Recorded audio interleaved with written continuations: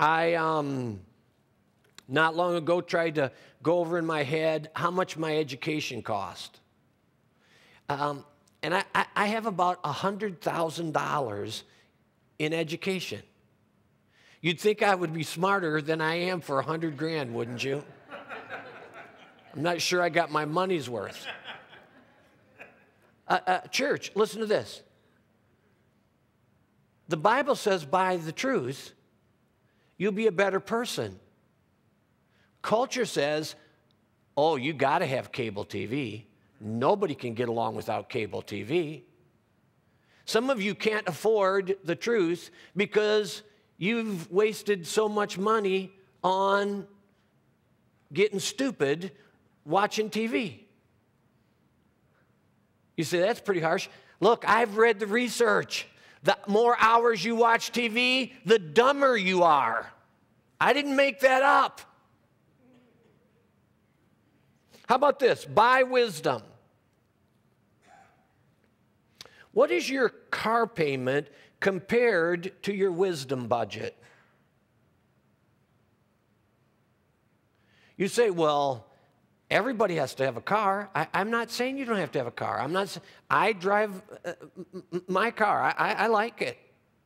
But I'm saying, what is your car payment compared to your wisdom budget? Because here's what I can tell you about your car. It's going to wear out. I don't care how good you take care of it, it's going to wear out. And when it wears out, it's not going to be worth much. It's not going to be worth nearly as much as you paid for it. In fact, I've had cars that were so worn out, I had to pay to have it towed away. Listen. In your wisdom budget, it just gets more and more and more valuable. Your car wears out and becomes worth nothing. Your wisdom enriches you. And listen, you take it with you into eternity.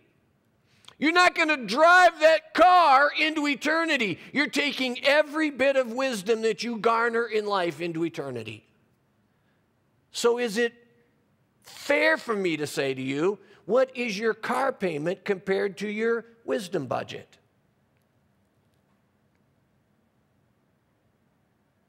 Our church is committed to this wisdom thing. We work very hard to have adult classes and adult life groups to get people together to study and talk about things so that they can grow and become wiser.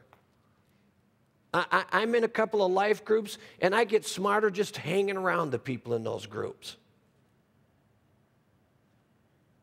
It says, buy instruction. All right, how about this? What is your monthly restaurant cost compared to your instruction budget? What will it cost you in March to grab a sandwich at noon, to go out for supper, to have breakfast together? What will your restaurant costs, including tips, be compared to your instruction budget? Some of you will spend a significant amount of money at restaurants, and you're not going to spend one dime on instruction. And somehow or another, you've worked that out in your economic thinking that that's not so bad. You say, hey, I went to college, I have my degree, what more is there? Look, I don't care about your degree, I care about lifelong learning. What do you think? When you get your degree, you never have to learn anything else? Yes, no. You say, no, I wish I'd have stayed home and watched Joe. Well, it's so much easier. How about this? On March 5th, from 9 o'clock to noon, I'm going to lead a group, and we're going to study through Stephen Sample's book, The Contrarian's Guide to Leadership. Those 3 hours will cost you $25 and the price of the book. Listen, Stephen Samples was the president of USC and an absolutely remarkable thinker. is following the thoughts of one of the smartest leaders in our lifetime worth $25 to you. You say, you know, I'm just not into that George Patton leadership. Stephen Samples isn't either. That's why it's called The Contrarian's Guide to Leadership. It is a much different way of thinking about leadership.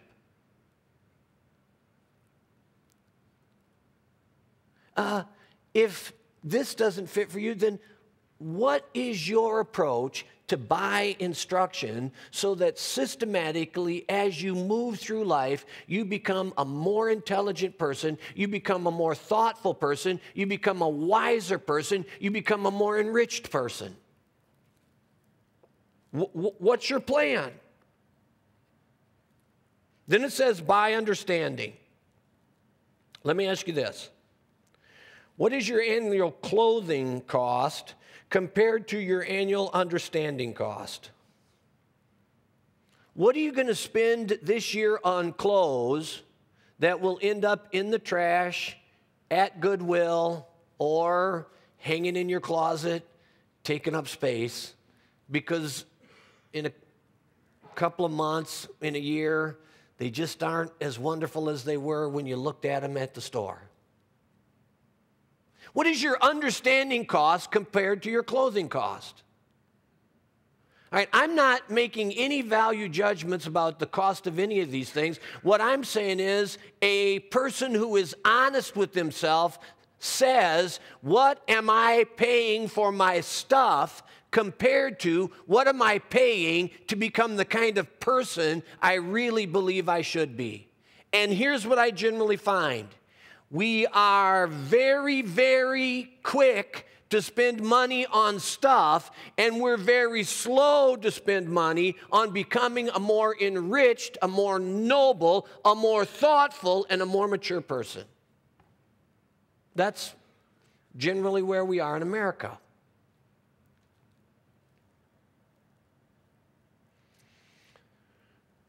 Now, I hope somewhere in your thinking you're saying, if I would like to buy truth, wisdom, instruction, and understanding, where might I buy it? I'm glad you asked that.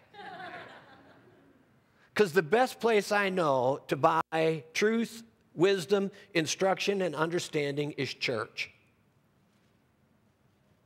You say you're biased. You're darn right I'm biased. If I thought it was better somewhere else, I'd be working there.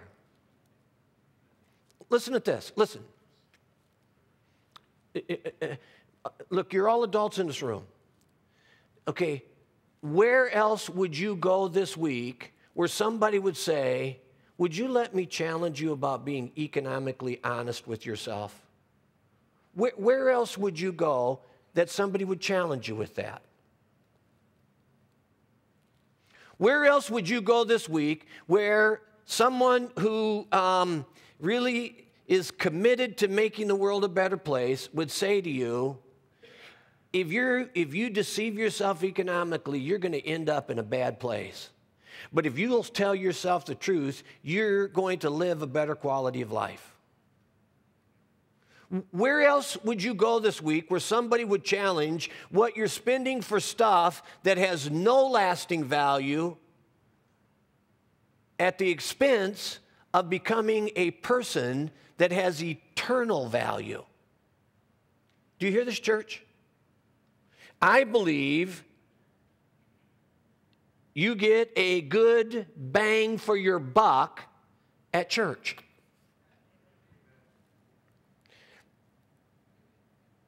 And I'm asking, would you consider making a weekly contribution in obedience to Proverbs 23:23? Buy wisdom, buy instruction, buy understanding.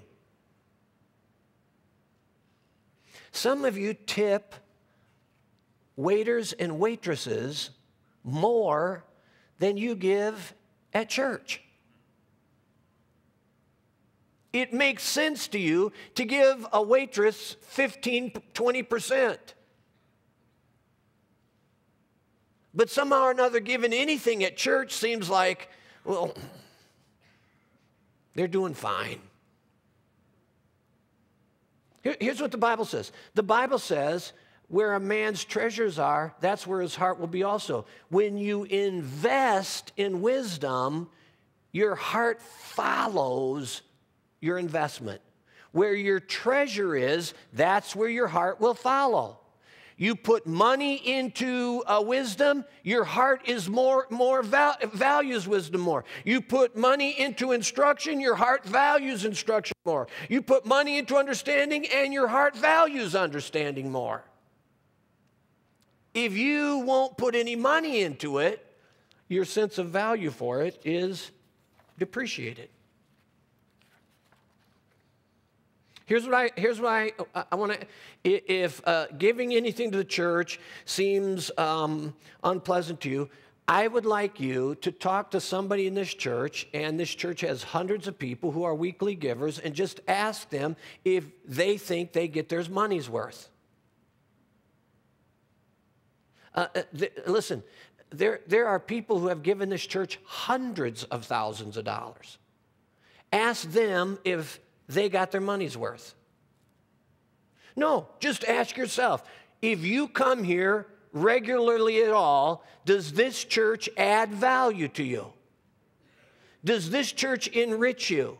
Does this church challenge you in ways you need to be challenged? Is this church creating opportunities for you to grow spiritually that are appealing? And if it is, then why wouldn't you make a weekly contribution to that? Why wouldn't you buy wisdom, instruction, and understanding here? If this still seems unfair to you or edgy, let me say, lies destroy wealth and truth creates it. Could we look at 5 wealth-destroying lies? Here's the first. I don't need to live by a budget. See, some of you can't afford instruction, wisdom, and understanding because you haven't lived by a budget, and it's destroyed your wealth. Second wealth-destroying lie. You can buy this even if you don't have the money to pay for it right now. Man, every commercial on TV says, get this now, you can pay for it later. No payments until... Some of these places don't make you start paying for 2 years. No payments for 2 years.